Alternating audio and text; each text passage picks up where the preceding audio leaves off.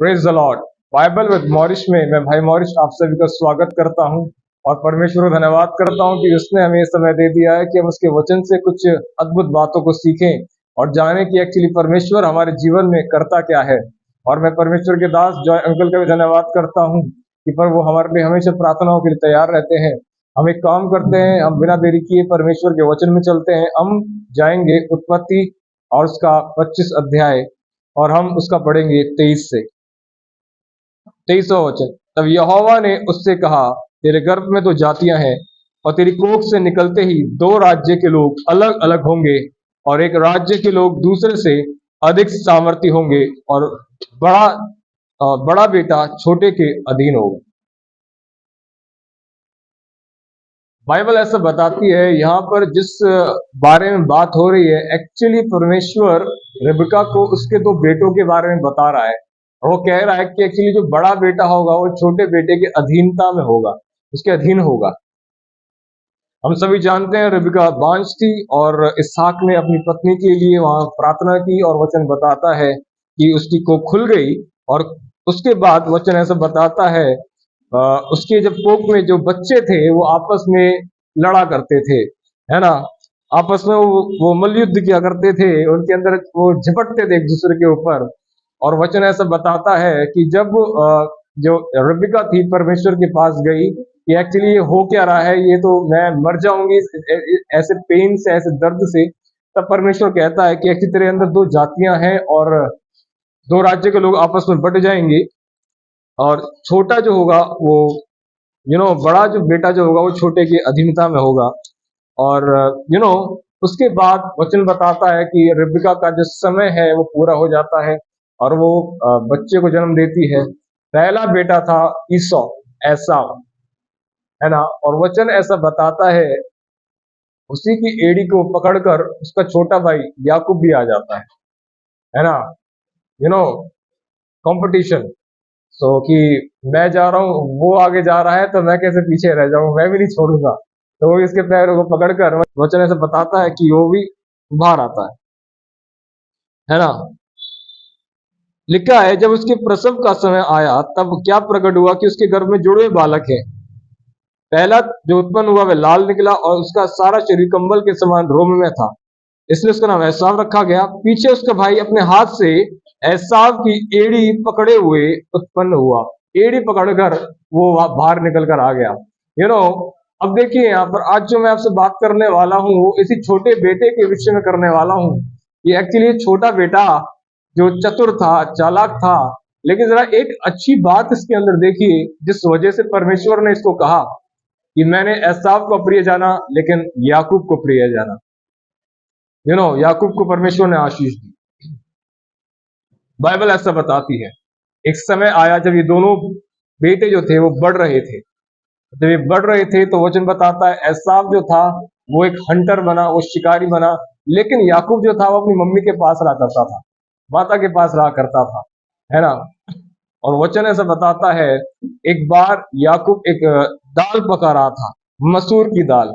And जानते हैं एसाव जो था वो शिकार करके लौट रहा था और वचन बताता है कि उसको भूख लगी और एसाव ने कहा मुझे कुछ खाने को दे। और याकूब कहता है मुझे अपना पहलौठे का अधिकार दे दे, तब मैं तुझे खाने को दूंगा। और वचन ऐसा बताता है कि वो कहता है कि मैं इस पहलौठे का अधिकार का क्या करूंगा जब मैं मर ही जाऊंगा। तो वचन बताता है कि उसने अपने पहलौठे का अधिकार बेच दिया एक दाल के लिए। तो ऐसे वचन ऐसा बताता है कि एक्चुअली एसाव ने अपने पहलौठेपन का अधिकार अपने हाथों से ही याकूब को बेच दिया। अब पहलौठा कौन हो गया? अब परमेश्वर की नजरों में याकूब हो गया, है ना। अब देखिए यहाँ पर इसने क्या किया है, चतुराई से, चालाकी से इस व्यक्ति ने, याकूब ने, जो कि इसके नाम का भी अर्थ यही है, चतुर व्यक्ति, इसने क्या किया है, अपने भाई का पहलौठेपन का अधिकार जो है अपने ऊपर ले लिया है, उस आशीष को ले ली है। यू नो अगर आप बाइबल में देखेंगे तो आप इस बात को पाएंगे कि परमेश्वर ने पहलौठे बच्चे के लिए एक अलग ही पद रखा है, अलग ही पहचान रखी है कि परमेश्वर जो है हर एक पहलौठा वो परमेश्वर को अर्पित होता है ना। तो इसका मतलब याकूब पहलौटा था, तो वो परमेश्वर को अर्पित था। अनजानते हैं वचन ऐसा बताता है, लेकिन उसने अपने इस अधिकार को तुच्छ समझा, और बाइबल ऐसा बताती है उसने याकूब को ये अधिकार दे दिया। अब याकूब परमेश्वर के लिए पहलौटा हो गया और वो उसके लिए अर्पित होने के लिए तैयार हो गया था। अब लेकिन इस याकूब के अंदर कुछ ऐसे स्वभाव भी थे, कुछ ऐसा चरित्र भी था जो एक्चुअली परमेश्वर के जन्म में नहीं होना चाहिए। अब आगे बढ़ते हैं। वचन ऐसा बताता है, कलाम मुकद्दस ऐसा बताता है, एक बार इसहाक ने अपने बेटे को बुलाया, एसाव को, जो उनकी नजरों में पहलौटा था अभी तक, लेकिन वो पहलौटा नहीं रहा था। अगर हम आत्मिक रूप से देखें तो वो पहलौटा नहीं रहा था। और इसहाक ने अपने बेटे एसाव को बुलाया और कहा कि मुझे लिए भोजन पका कर लेकर आ जो मेरे को पसंद है, और मैं उसको खाकर तुझे बरकत दूंगा, आशीष दूंगा, क्योंकि मेरी आंखें धुंधली पड़ रही हैं, मैं अब बूढ़ा हो चुका हूं। तो वो बाइबल ऐसा बताती है कि उसकी पत्नी रिबका ने इस बात को सुन लिया, और जब उसने सुन लिया तो अपने बेटे याकूब से कहती है, काम कर, मैं तेरे को बनाकर देती हूँ खाना, और एक काम कर, गो टू योर फादर, अपने पिता के पास जा, और जो आशीष लेने की है वो जाकर ले ले। ओके, एक मम्मी जो है, जो अपने बेटे से कह रही है कि मैं तेरे को खाना देती हूँ बनाकर, जो अपने तेरे पिता को पसंद है, वहां पर जा, उसको खाने को परोसना और उस आशीष को ले लेना जो तेरा पिता जो है वो एसाव को देने पर है। और वचन बताता है वो खाना लेकर गया, उसने खाने को परोसा, और वचन बताता है कि याकूब ने सॉरी इसहाक ने याकूब को आशीष दी, वहां पर उसको बरकत दे दी। उसके बाद एसाव आया, एसाव ने भी खाना परोसा, और उससे पता लगता है कि एक्चुअली कुछ गलतफहमी हो गई है, इसहाक ने जो बरकत है वो एसाव के बदले में याकूब को दे दी है। और वहां पर वो कहता है, एसाव कहता है, क्या तेरे पास कोई भी मेरे लिए आशीष नहीं बची है? और वहां पर वो फूट फूट कर रोता है। और हम सभी जानते हैं, एक वचन है कि आंसू बहा बहा कर भी एसाव को मनफराव का अवसर नहीं मिला। हम जानते हैं, आगे बढ़ते हैं। आप देख रहे हैं यहाँ पर इस चीज को, पहले याकूब आशीष के लिए कितना भाग रहा है। इवन ये होने के बाद, जब इसके साथ ये हो गया, इसके माता पिता डिसाइड करते हैं कहीं ऐसा ना हो ऐसा गुस्से में आकर याकूब को मार दे। एक काम कर, वो कहते हैं, उसके पेरेंट्स कहते हैं कि अपने मामा लाबान के पास चला जा, वहीं से अपने लिए विवाह कर लेना, और जब तक कि एसाव का जो गुस्सा है वो शांत ना हो। और वचन बताता है वो वहां पर चला गया। रास्ते में जाते जाते वो परमेश्वर से एक बात कहता है कि यदि तू मेरे को वापस से यहाँ पर बैतल में लौटा ले आए सही सलामत, ठीक है, मुझे खाने के लिए रोटी, मुझे भोजन वस्तु दे दे, मेरे को कपड़े दे, तू मेरा परमेश्वर ठहरेगा। इन चीजों के पीछे वो बाहरी आशीषों के पीछे, सुविधाओं के पीछे कैसे भाग रहा है, आप इस बात को देख रहे हैं। पहले जब वो उत्पन्न हो रहा था तो अपने भाई के एड़ी को पकड़कर वो बाहर आ गया। वचन बताता है एक दाल पका रहा था, और उसके बाद उस दाल को देकर चतुराई के साथ उसने एसाव का पहलौटेपन का अधिकार अपने ऊपर ले लिया। वचन बताता है उसके बाद जब पिता से बरकत पाने का समय आया तो एसाव को बरकत पानी थी, लेकिन चतुराई के साथ याकूब गया, और याकूब इसहाक के सामने पहुंचकर उससे आशीषों को ले लेता है, और सारी बरकतों का वारिस वो हो जाता है। अब इब्राहिम इसहाक और एसाव नहीं जुड़ना था, अब इब्राहिम इसहाक और याकूब जुड़ना था।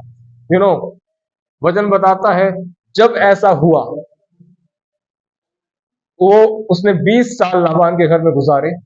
ऐसा होने के बाद वहां से निकल गया। लॉन्ग स्टोरी को मैंने शॉर्ट कर दिया है। वहां से निकलने के बाद जब वो वापस से अपने घर जा रहा है तो एसाव से उसकी मुलाकात होने जा रही है। उसे पता लग रहा है कुछ 400 बंदों को लेकर उसका भाई आ रहा है। उसे डर लग गया, उसको भय ने खा लिया, और ऐसा होने के बाद उसने जो है दल बनाए, और पहले दल को आगे भेज दिया, उसके बाद दूसरा दल, और अंत में याकूब अकेला पीछे रह गया। अब यहां पर आता वचन ऐसा बताता है जब वो अकेला रह गया, अंधकार था, रात थी, एक व्यक्ति उससे मलयुद्ध करने के लिए उतर आया। अगर आपने मेरी वो वीडियो नहीं देखी, अबाक का रहस्य, अबाक का अर्थ क्या है, वहां पर मलयुद्ध कर रहे थे। वहां पर ऐसे युद्ध कर रहे थे कि एक्चुअली धूल उड़ रही थी। वो अपने आप को ऐसे धूमिल कर दिया था एक्चुअली। वो ऐसे युद्ध वहां पर मल युद्ध कर रहे थे कि वो धूमिल हो चुके थे, है ना। एंड जानते हैं वचन ऐसा बताता है कि एक्चुअली जब वो धूमिल हो रहे थे चारों तरफ एक्चुअली जो धूल थी, जानते हैं परमेश्वर ने मनुष्य को कैसे बनाया? धूल से, मट्टी से बनाया। परमेश्वर वापस से एक्चुअली याकूब को बना रहा था उस धूल से जिससे वो पहले बनाया गया था। एंड उस समय पर जब भोर होने लगी तो वचन बताता है कि परमेश्वर जो था वो ऊपर जाने पर था, लेकिन याकूब उसको पकड़कर कहता है जब तक तू मुझे आशीर्वाद नहीं देगा मैं तेरे को नहीं जाने दूंगा। आप देखते हैं इस बात को, इस व्यक्ति के अंदर एक अद्भुत बात है। जब तक तू मुझे आशीर्वाद नहीं देगा, मुझे ब्लेस नहीं करेगा, मैं तुझे जाने नहीं दूंगा। ये व्यक्ति जब से जन्म लिया है बरकतों के पीछे भागता है। सबसे अमेजिंग बात, चतुर है, चालाक है, जब से जन्म हुआ है बरकतों के पीछे भाग रहा है। पहलोटेपन की बरकत चाहिए, अब पिता पहलोटेपन की बरकत मिल गई तो अब पहलोटेपन का जो अधिकार, जो आशीष उसके ऊपर आनी चाहिए वो पिता से मुझे चाहिए, वो मुझे मिल गई। अब उसके बाद जब 20 साल गुजर गए, इतना दुख इसने लाबान के घर पर उठाया। लाबान से एक बार परेशान होकर ये कहता है कि मैं तेरे घर में बड़ा दुख सहता रहा। मेरे लिए तो रात दिन ऐसे हुआ करते थे कि रात को तो घाम और दिन में पाला मेरे को खाया जाता था और मेरी नींद उड़ जाती थी, है ना। और वचन बताता है ऐसा मेहनत करने के बाद वचन बताता है ये पेनियल में आता है और वहां पर परमेश्वर के साथ बात करता है, युद्ध करता है, मल युद्ध करता है। और वहां पर परमेश्वर से एक बात कहता है, तेरा नाम क्या है? आज से 20 साल पहले यही जो सवाल था वो इसहाक ने इससे पूछा था। वहां पर एसाव बता कर आया था। यहाँ पर वापस से परमेश्वर से कहता है व्हाट इज योर नेम, और कहता है मैं याकूब हूं। और तब परमेश्वर कहता है आज से तेरा नाम इज़राइल होगा, आज से तेरा नाम इज़राइल होगा। परमेश्वर ने उसकी पहचान को ही बदल दिया, परमेश्वर ने उसकी पहचान को बदल दिया। आज जो मैं आपको बताना चाहता हूं ना, जो मेरा विषय है वो ये है, जो बरकत याकूब ने जो बरकत याकूब को खुदा ने दी वो पहले किसी और ने नहीं। जो बरकत खुदा आपको दे सकता है ना वो कोई और नहीं दे सकता। जो बरकत उसे परमेश्वर से मिली वो ना तो अपने भाई से मिली, वो ना तो अपने पिता से चतुराई करते हुए मिली, लेकिन जो बरकत ईमानदार बनकर अपने आप को जैसा वह है वैसा प्रकट कर कर परमेश्वर से उसने पाली, वो बरकत किसी से नहीं पाई। मैं आपको बताना क्या चाहता हूं, ईमानदार बनकर परमेश्वर के सामने अपने पापों का पश्चाताप कर कर जो आशीष आप परमेश्वर से पा सकते हो ना वो कोई और नहीं दे सकता।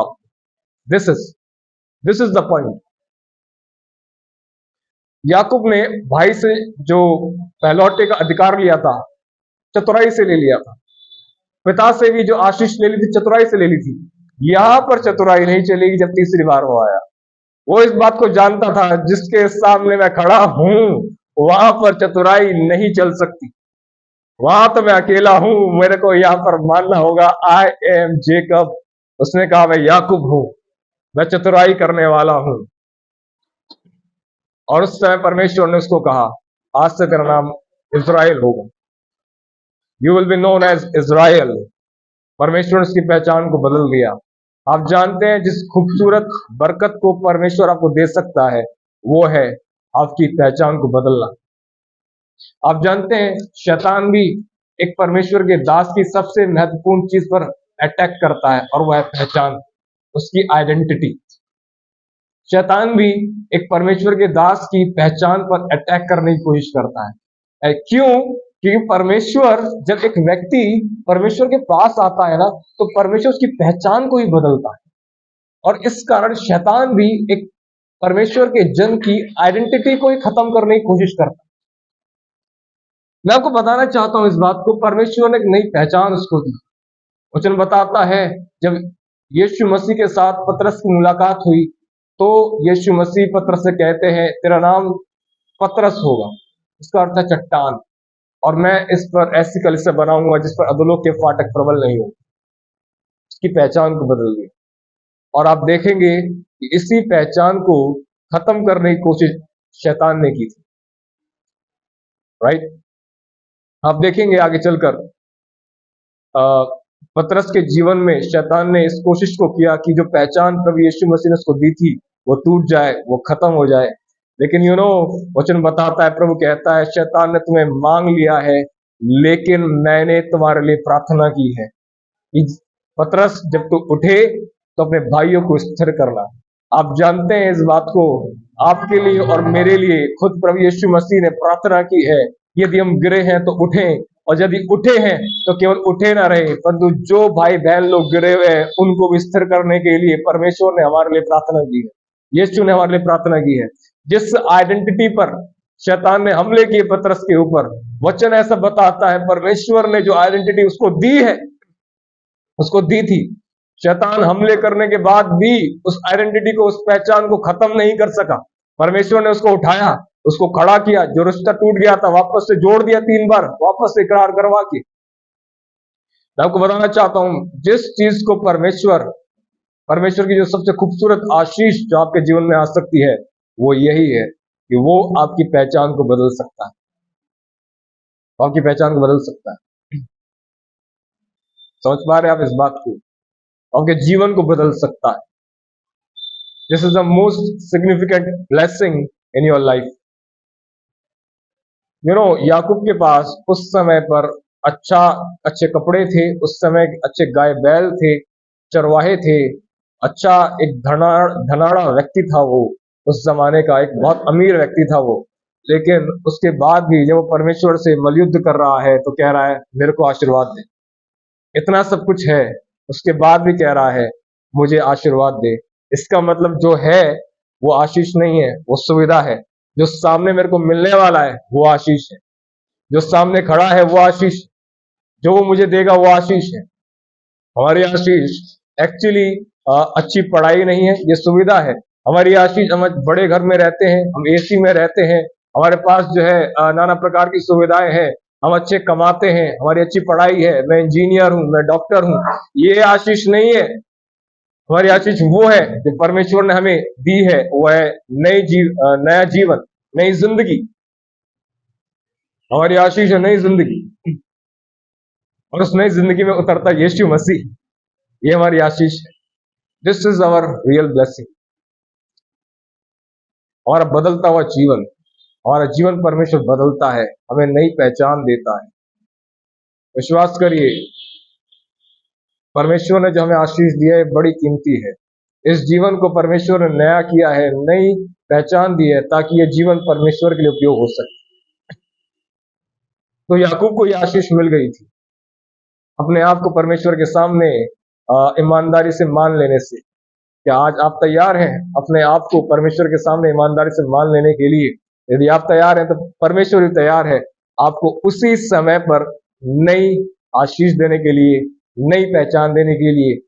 मुझे नहीं पता पहले लोग आपको क्या कहते होंगे, लेकिन जब परमेश्वर आपको नई पहचान देगा तो लोग आपको उसी नाम से पुकारेंगे, उसी पहचान से देखेंगे जो परमेश्वर ने आपको दी होगी। मैंने कभी नहीं पढ़ा कि जब परमेश्वर ने अब्राहम का नाम बदलकर अब्राहम रखा तो उसके बाद किसी ने उसे अब्राहम के नाम से पुकारा है। तो परमेश्वर ने नई पहचान दे दी थी। तो आप क्या इस बात को समझ पा रहे हैं? जब परमेश्वर आपको नई पहचान दे तो उसके बाद कोई आपको इस पुरानी पहचान से नहीं देखता, लेकिन उस पहचान से देखता है जो परमेश्वर ने आपको दी। और उसके बाद इस पहचान को प्रभु यीशु मसीह के लहू में कवर करते हुए हम चलते हैं, आगे बढ़ते हैं। प्रभु से हमारे इस जीवन के लिए अनुग्रह मांगते हैं, ये पहचान खराब ना हो जाए।